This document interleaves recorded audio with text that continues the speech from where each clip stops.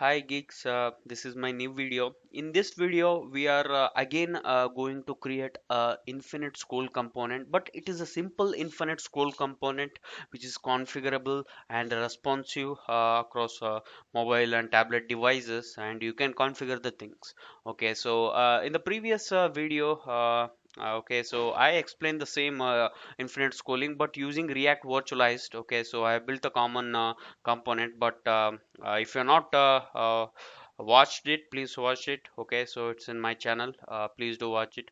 Okay, so but main thing is using React virtualized, it is difficult to build a common component, little complex. You have to put a lot of effort to achieve the thing. And one more disadvantage of React virtualized is as soon as the cells or a row disappears from the view, as and when we scroll down or up, okay, it unmounts a component responsible for that particular cell or a row, which is kind of a disadvantage, because in some cases we want to use a component responsible for rendering a cell in a row. Okay, so we do not want to unmount it. So in that case, we can use a simple React Infinite Scroller component, and we can create uh, component where it won't unmount a component. Okay, so as and when we scroll up and down, so I am going to use this React Infinite Scroller. Okay, so okay, just installed it. So main thing here is I am going to explain you how we can build a common component. I've already built it. So in the end of the video, okay, so you are going to build a common component. Okay, and I will definitely provide a GitHub repo link where you can just refer it. Okay, so this is my infinite scroll component, guys. So I have already built it. Okay, so I'm going to just explain it. Okay, so infinite scroll, I have built an infinite scroller component. This is my common configurable component which internally uses this infinite scroll from React Infinite Scroller npm package. So what how we can build this component. So as you see, I have created a functional component. Okay, where I am returning this wave. Okay, um, so all this is my common component logic. Okay, so basically this component, this common infinite scroller component accepts these props: fetch data, total items, render cell, number of items in a row, and fetch condition. Fetch data is a simple function. Okay, it's basically calls a API with start and limit. Okay, that gives me a list of items. It might be a post, comments, or any resource, list of resources. Okay, start and limit, and condition is just a string, API specific. You don't need to worry about conditions. And just think of start and limit. Then we have total items. So total items is number of resources present as a total. So because we need to have the count of total number of records. Then we have a render cell function that actually returns me a React node. Okay, that is responsible for taking an item data and returning uh, a cell, basically cell content. Cell means here you see uh, which is the highlighted cell content. So this function is responsible for returning that content. Number of items in a row. So yes, so how many number of cells that we want to display in a row. Okay, and fetch condition. So it's again optional condition that is required for API. So this is API specific, so we don't need to bother about it. So here, so I have created state items. So items may be a list of any type of resources. Okay, so I'm just using items and set items. I'm using use state hook. Okay, so then what I'm going to do is I'm going to find out a cell width, basically 100 divided by number of items in a row. Okay, so basically no, I'm giving a cell width in terms of percentage. So if I give number of items in a row equal to 3, so in a row I will see 3 cells basically. So as you see now, it is no 2. Okay, because you see I'm passing the value 2 here. this is my infinite scroller component. If I just change it to 3, uh, you'll see 3. Okay, if I just change it to 1, okay, so you see only one cell here. And if I change it to 4, you see 4 cells in the row. So this is the importance of this cell width. Okay, so can load more, again this is a function that is needed, okay, for our scroll component here.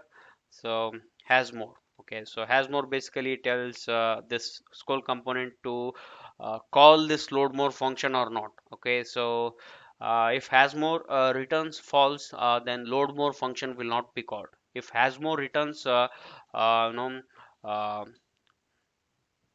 uh, true, okay, so a load more functions will be called. Okay, so this is the importance of has more. So basically I'm just created a function that returns a boolean value. So here what I'm doing is I'm just items dot length star number of items less than total items, because let's say we have 13 total number of items. Okay, so um, as I'm taking a number of items in a row is 3. Let's say like we are displaying 3 cells in a row. Okay, okay. So I'm just calculating because items length which we already fetched should not be greater than total number of items. Okay, just to conclude, like just to make sure like we should not be making unnecessary API calls even though we are loaded all the items. Okay, that's what this function does. Okay, so let's say like initially can load more function will obviously return true because we are not fetched any item. So now load more function is getting called. Okay, so in the load more basically we have to make sure like we are fetching the data, we are making API call and we are fetching the data. Okay, so this fetch data is a function that's basically passed to this common component from this component. Okay, fetch restaurant list. Okay, you see the type of fetch restaurant list, basically it's a function. Okay, that basically calls API and returns me the set of result. Okay, so I'm just calling that function with page number. So initially like I get a page 1. Okay, I'm just making now -1 because initially I'm assuming like the page numbers are from 0. So initially no call will be made to get 12 records from starting index 0. Okay, so what it does initially is load 0 to 12 records initially, and then okay, uh, from 12 load again the 12 records. So every time I'm fetching 12 records here, so my limit is 12 here. So yeah, as you see this param will always be 12 and start is changing. So okay, 12 12, then 24 again 12, then we have uh, 36 again 12, those kind of stuff. uh, so um hope you understood. Okay, so here I'm just fetching, I'm getting this list data. Okay, so I'm just copying it to existing list items. Okay, so what I am doing here is, okay, so as you see um, I'm incrementing this I index, I value. Okay, I'm running two loops basically. The first outer loop, this is responsible for creating a row, and the second loop is responsible for creating cells in a row. Okay, so basically, I have to make sure like I have to increment the value of I by number of items in a row, because I create a row and it will be 3 items. So I'm just increasing by 3 items. And within this second loop where I create a number of cells in a row, if I given 3 value, it create a 3 cells as you see like number of items. If I pass 3, so this loop will run for 3 times. Okay, so it just picks that particular list data which I got it from the API and push into an array. Okay, so the main thing is we are giving the style widths for each cell because this is important. Because the cell width is in this case 33.33 because we have given a value of 3 here. Okay, so 100 divided by 3 will be 33.3. So 33.3 percentage will be given to each cell in a row. Okay, so this loop will run 3 times, which creates these 3 cells in a row. Okay, which I'm highlighting, and then it pushes into a row. Okay, and then pushes into a list. Okay, which is our items array. So I'm just displaying that items array within this infinite scroll. Okay, so another main important thing is, okay, so as you see, this is my render cell component. So here we have to make sure like I am passing my item data here, the list data plus I plus j. So basically, that particular cell data. Okay, so this render cell function is passed from some parent component. Okay, as you see, you can return any component, basically any React node. Okay, component or simple text, whatever that is going to be displayed within this cell. Okay, so I'm just displaying a name here. Okay, um, so item dot name and this one. So this is a custom function that we can pass it from parent, so that a parent component takes responsibility of displaying cell content. Okay, since a common component need not to bother about what to display because it is common across various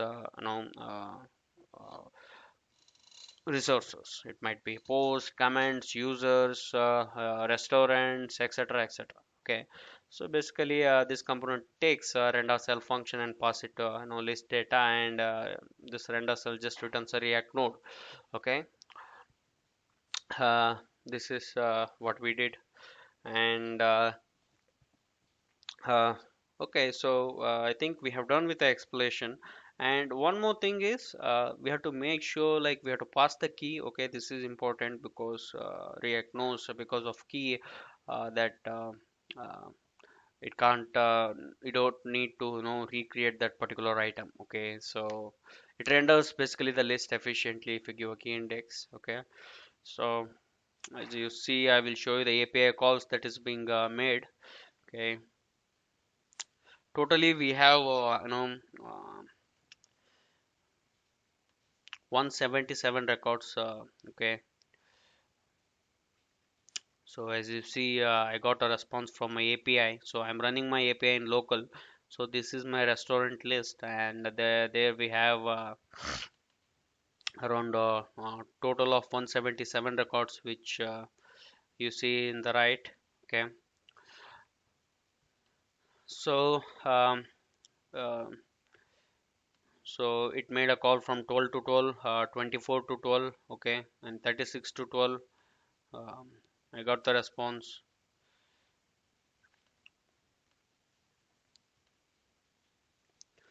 And then from 36 to 12 I got the response. So basically I'm making a request for 12 records each time, as I showed in this note. Okay, so as and when I scroll down, so this component knows it has to fetch more records. You see at the right in the tab, so you're seeing more number of requests being made till I get this. So from 168 I got 12 records. Okay, so and from 180 okay, I won't get records because maximum count is 177. So I got all those 177 records in this last 12 records, which each is 177 in this last API call. 168 12, it covers 180. Okay, so so every time we scroll down, we are making a request for 12 records. Okay, so it is again we can make it configurable. So we can just add a new prop and take prop from parent, but let's now for let's have it all. Okay. uh, so guys, you see how simple it is when compared to React virtualized. So I given a GitHub link. Okay. um, in the description of the video, please do use it. I'm pretty sure you it will be helpful. Again, it is responsive. For to be responsive, okay, you need to make small changes. Let's say like we are going to have this view. Okay, so again it does the same thing. Okay, so all we have to make sure like we are altering the width of each cell. So as you see, if I come to this mobile device, so it just displays a single cell. Okay, so as not we and we scroll down, it fetches all the records, again the same thing. Okay, so till I reach the end. Okay, so uh, for this what I am doing is, so it's just simple. So I'm just adding a little CSS to make each cell width 100 percentage in mobile devices, guys. So I'm just adding some class here, cell width, as you see for each cell, and I'm just making sure that width of that cell in mobile device is 100 percentage, as you see. Okay, so you can basically refer it. Okay, I am pushing it to GitHub repo, so please refer it, and it is definitely useful in your day-to-day project if there is a no requirement of infinite scroll, and it is very simple as well. Okay, thank you guys. Hope this video is useful. Thank you.